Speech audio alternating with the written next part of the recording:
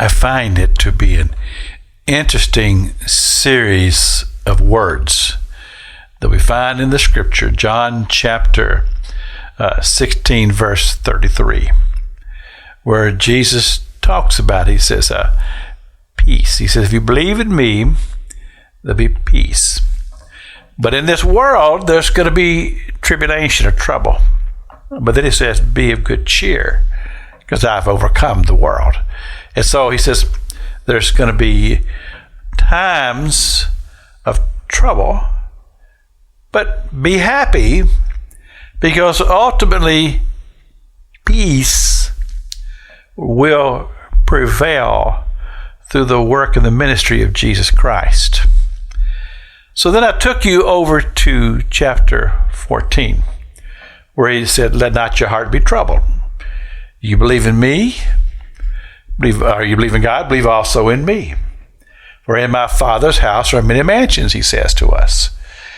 Well, in the middle of all of this, going back to chapter 16, I found this passage of scripture that Jesus said to his disciples in John chapter 16, verse 31.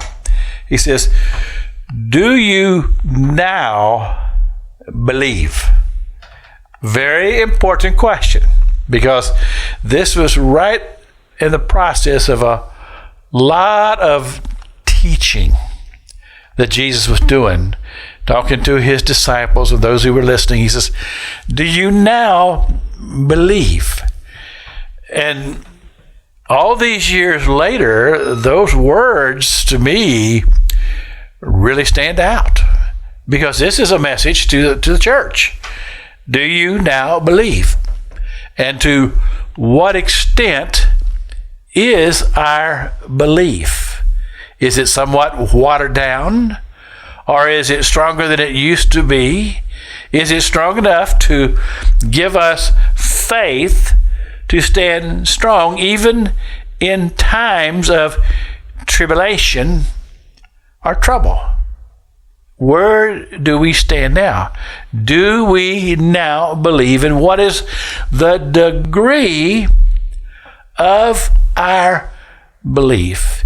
Is it enough to sustain us in faith to stand when everything around you just seems like a big, dark cloud of despair and gloom? Do we now believe, having read scripture, having had a time of prayer and study and meditation, are we now at a point to where our belief has so exceeded all the elements of doubt?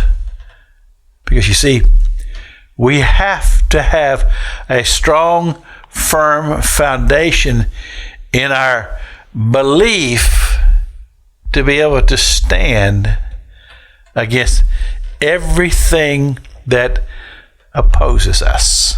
As Christian believers, we have to have faith and belief strong enough that we will not allow ourselves to be bent by all the things that the enemy comes and brings against us. Do we now believe? This is Pastor Jack King with the gospel on the radio broadcast.